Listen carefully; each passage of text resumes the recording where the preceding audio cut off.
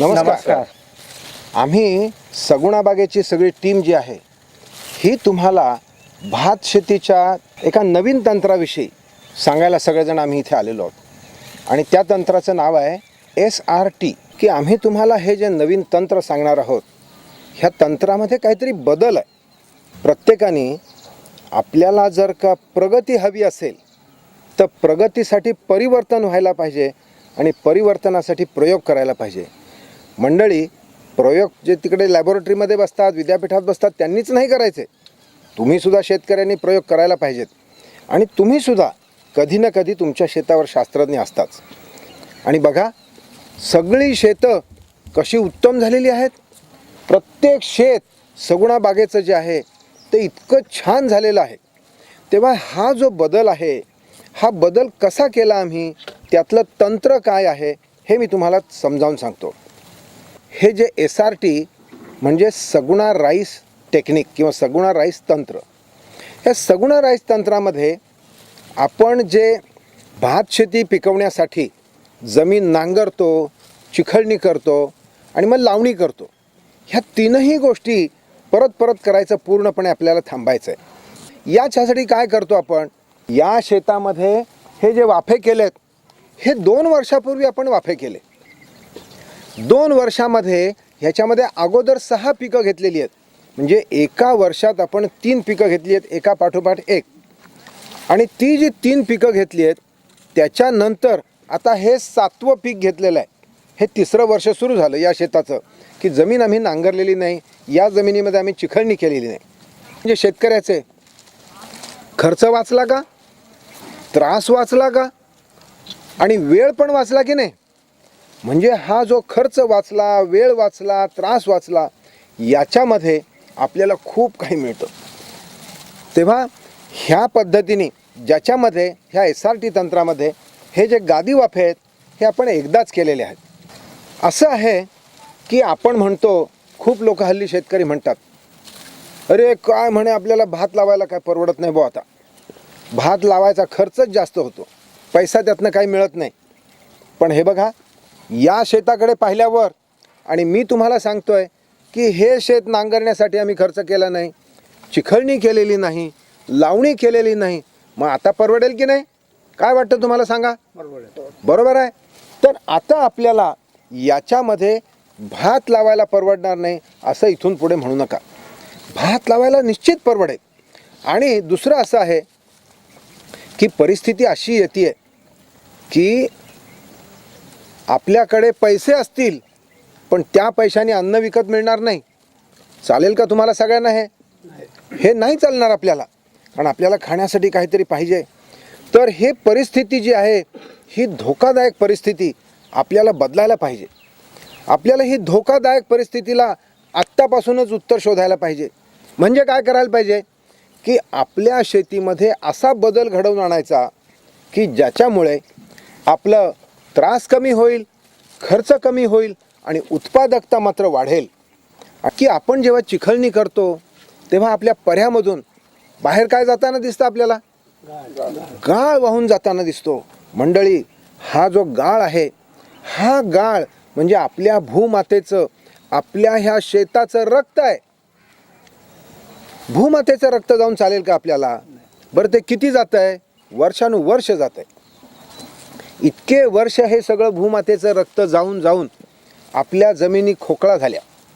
जमिनीची शक्ती, सशक्तपणा आहे ते मोजण्याची एक वस्तू आहे, त्याला म्हणतात सेंद्रिय कर्ब, ऑर्गॅनिक कार्बन. हा सेंद्रिय कर्ब आपल्या जमिनीमध्ये 1% पाहिजे बरं का. पण आता तो किती आहे माहिती आहे का? म्हणजे ह्या जमिनीतलं नाही सांगत, आपण ज्या सगळ्या जमिनीमध्ये आपला सेंद्रिय कर्ब हा 0.3, 0.5, 0.7 इतका कमी आहे. किंबहुना 1% कमी सेंद्रिय कर्ब जर झाला तर आपण शेती पिकवण्याच्या लायकीची राहत नाही आपली जमीन. आणि ते तर आपल्या सगळ्या जमिनींचं तसाच आहे. पण आता सगुणा बागेमध्ये 2 वर्ष आम्ही ही जमीन नांगरली नाही, उखळली नाही, चिखलणी केली नाही, कुळवली नाही, कोळपली नाही, काहीच नाही. आणि एका पाठोपाठ एक आम्ही फेरपालट पिकं घेत राहिलो. उदाहरणार्थ, हे पीक घेण्याच्या अगोदर तुम्हाला बघा ह्या इथे दिसेल इथे मी खाली तुम्हाला दाखवतो बघा. हे जे आहे हे गेल्या भाताच्या पिकाच्या अगोदर सूर्यफूल आपण लावलं होतं आणि सूर्यफुलाचं हे खूट आहे. जसं भाताच्या अगोदर आपण सूर्यफूल घेतलं, सूर्यफुलाच्या अगोदर आपण कांद्याचं पीक ह्याच्यामध्ये घेतलं, कांद्याच्या अगोदर आपण इथे गेल्या वर्षीचं भाताचं पीक घेतलं होतं. ह्या वनस्पतीला मूळ आहे, खोड आहे, पानं आणि फांद्या आहेत. मूळ जे आहे ते लिग्निन नावाच्या वस्तूपासून तयार झालेला आहे आणि वरचा भाग जो आहे तो सेल्युलोजपासून तयार झालेला आहे. तेव्हा लिग्निन पासून तयार होणारा जो सेंद्रिय कर्ब आहे तो जमिनीमध्ये जास्त टिकाव धरून राहतो आणि त्यामुळे जमिनीला जास्त काळपर्यंत त्याच्यापासून फायदा होतो. आणि सेल्युलोज जो आहे हा सेल्युलोज कमी टिकाऊ आहे आणि सेल्युलोजचं विघटन चटकन झाल्यामुळे तो जमिनीला फार काळ फायदा देत नाही.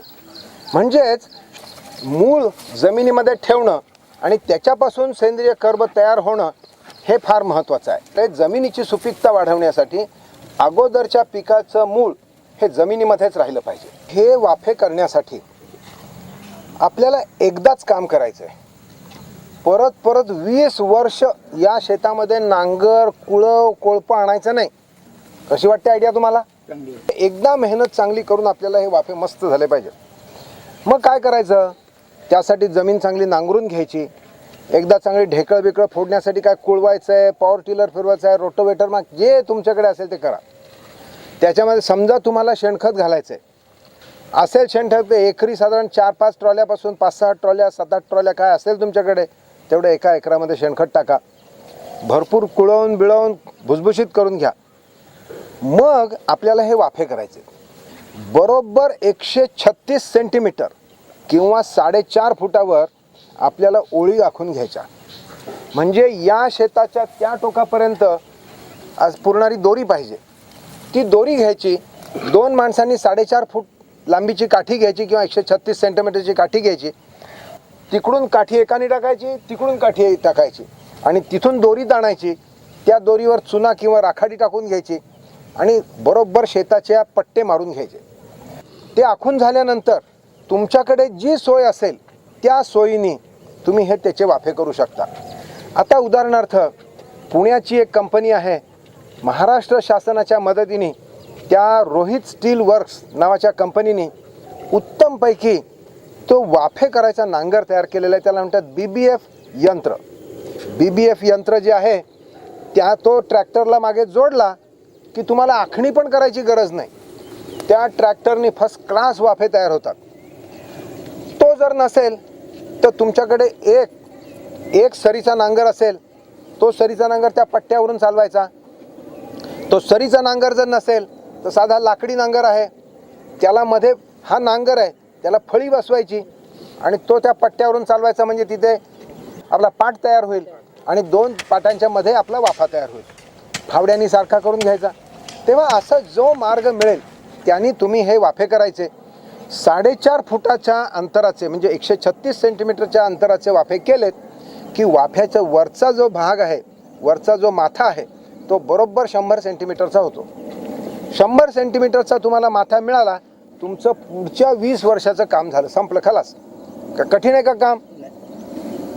तेव्हा अशा प्रकारे हा वाफा केला की नंतर आम्ही त्याच्यावर भोकं पाडण्यासाठी प्रत्येक पिकाच्या वेळेला त्याला आपल्याला भोकं पाडायला लागतात. म्हणजे नांगरटी करायची गरज नाही. ही नांगरटी न करता आपल्याला बी त्या जमिनीच्या पोटामध्ये म्हणजे 1 इंच, अर्धा इंच, 2 इंच जे काय बी टाकायला लागेल तेवढं बी आतमध्ये टाकण्यासाठी आम्ही एक साचा तयार केलेला आहे. त्याला म्हणतो आम्ही SRT साचा. हे SRT साचा जो आहे ह्याने 2 माणसं ते आपटत आपटत आपटत वाफ्यावरून जायचं 2 जणांनी आणि त्यांनी भोकं पाडतात.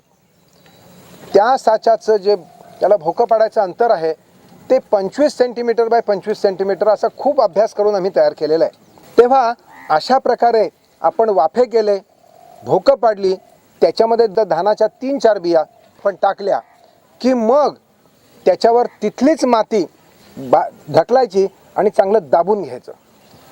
म्हणजे माती टाकणं आणि दाबणं एकाच वेळेला काम झालं पाहिजे. धानाच्या बाबतीमध्ये एक फार महत्त्वाची गोष्ट आहे की समजा जमीन फार ओली असेल आणि भोकं जर जास्त खोल झाली तर धानाचं बी जास्त खोल जाऊन चालणार नाही बरं का. वाफा ओलसर असताना बी टोकणल्यापासून 3-4 दिवसात गोल तणनाशक 1 मिलीलीटर प्रति लिटर पाण्यामधून मागल्या पावली मारावे. लक्षात ठेवा, बियाचा जो आकार आहे त्या बियाच्या आकाराच्या दुप्पट आकाराचं जमिनीमध्ये आपल्याला बी गेलं पाहिजे. म्हणजे धानाचं बी समजा एवढं आहे तर ते एवढं खोल जाऊन आपल्याला चालणार नाही. एवढं खोल गेलं तर ते उगवून वर येणार नाही. हे तुम्हाला शेतकऱ्यांना सांगायला नको. 20-25 दिवस झालेले आहेत, भातामध्ये थोडं गवत आहे, त्याची हलकी बेंडणी जी काय करावी लागते ती उरकून घ्यायची, रिकाम्या जागा भरून घ्यायच्या आणि आपल्याला आता ताबडतोब साधारणतः 20-25व्या दिवशी आपल्याला युरिया ब्रिकेट हे खत द्यायचं आहे. साधारणपणे 60 ते 70% खतामध्येच आपलं हे काम होऊन जातं. तेव्हा ही जी युरिया ब्रिकेट आहे ही कशी द्यायची ते नीट बघून घ्या. आणि हे युरिया ब्रिकेट जे आहे हे 4 चौथे 4 चुडाच्या मध्ये 1 युरिया ब्रिकेटची गोळी या प्रमाणात आपल्याला ती द्यायची आहे. म्हणजे आपल्याला साधारणतः एका एकराला 55 ते 60 किलो युरिया ब्रिकेटमध्ये आपलं काम होऊ शकतं. युरिया ब्रिकेट जर उपलब्ध नसेल तर सुफला नावाचं जे खत आहे ज्याच्यामध्ये नत्र, पलाश आणि स्फुरद ह्या तिन्ही गोष्टी आहेत, NPK सगळं आहे. हे जे सुफला खत आहे हे आपल्या 3 बोटामध्ये जेवढं येईल किंवा अर्धा चमचा, चहाचा जो चमचा असतो तो अर्धा चमचा, म्हणजे 3 बोटात जेवढं सुफला येईल तेवढं सुफला हे 4 चुडाच्या मध्ये तेवढं ते अंगठ्याने किंवा कशाने तरी दाबून टाकायचं. म्हणजे लक्षात ठेवा, खत फोकून टाकायचं नाही, खत जमिनीमध्ये दाबायचं. हे फार महत्त्वाचं आहे. कारण फोकून टाकलं म्हणजे ते सगळं वाहून जातं आणि वाहून गेलेलं खत जे आहे ते आपल्या नदी नाल्यामध्ये जातं, आपलं पाणी प्रदूषित करतं. आणि खत आता स्वस्त आहे का हो मंडळी? भरपूर महाग आहे. खत महाग आहे. मग हे जर असं आपण टाकलं आणि सगळं वाहून गेलं त्याचा उपयोग आपल्याला काही नाही.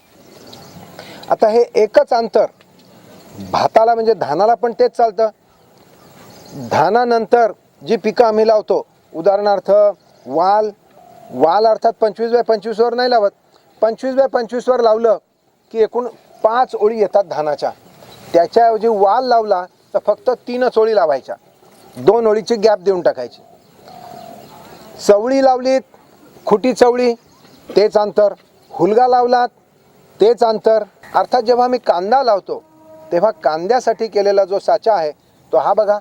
हा कांद्याचा जो साचा आहे त्याला मोठं भोग पाडायचा पाईप नसून त्याला बारीक करंगळी एवढा रॉड आहे आणि तो आम्ही 8 सेंटीमीटर बाय 10 सेंटीमीटर एवढ्या अंतरावर बसवला आहे आणि त्याच्यामध्ये कांद्याचं एक रोप आपल्याला लावायचं आहे. वाफा ओलसर असताना गोल तणनाशक 1 मिलीलीटर प्रति लिटर पाण्यामधून मागल्या पावली मारावे. तुम्ही रब्बीमध्ये आणखीन काहीतरी दुसरं पीक लावत असाल तुमच्या भागामध्ये तर ते जे अंतर असेल ते अंतर थोड्याफार फरकाने जे साच्याने भोकं पडतील ते ॲडजस्ट करून घ्यायचं. याच वाफ्यावर पहिलं पीक कापायचं आणि त्याच वाफ्यावर आपल्याला उन्हाळ्यामधली पिकं तुम्हाला सांगतो.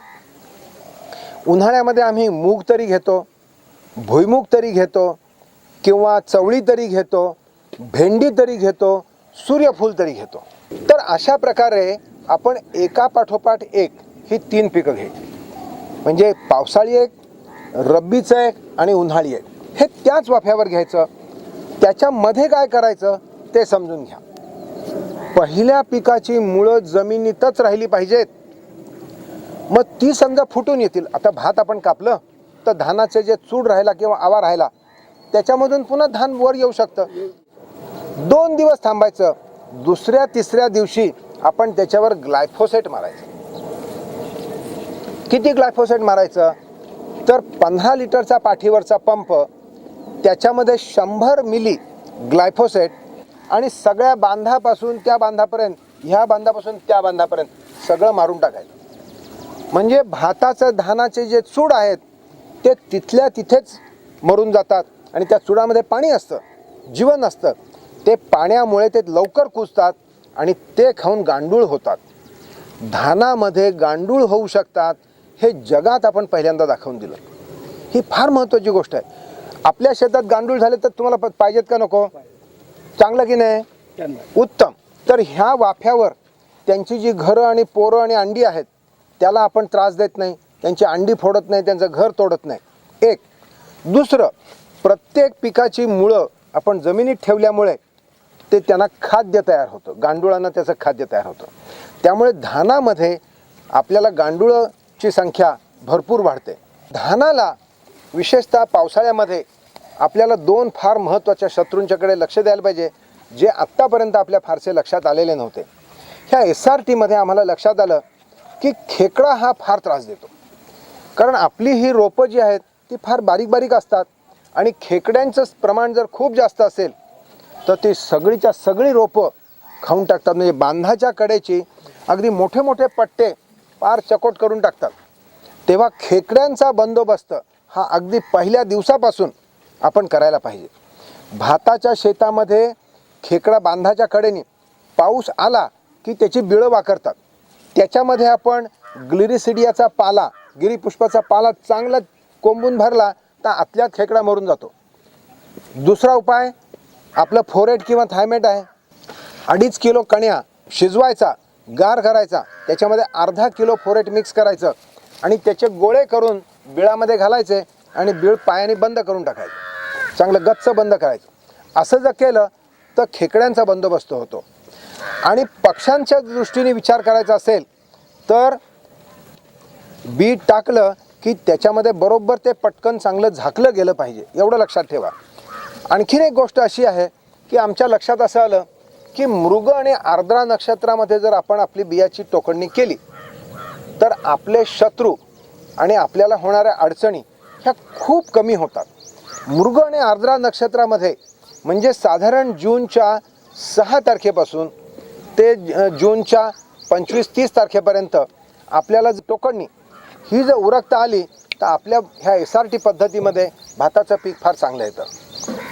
दुसरी एक अत्यंत महत्त्वाची गोष्ट मला इथेच तुम्हाला सांगायला पाहिजे ती अशी आहे की या पद्धतीमध्ये भाताचं उत्पादन हे 10-15 दिवस लवकर तयार होतं. लवकर तयार झाल्यामुळे असं नको व्हायला की तुम्ही एखादी जात हळवी लावलीत म्हणजे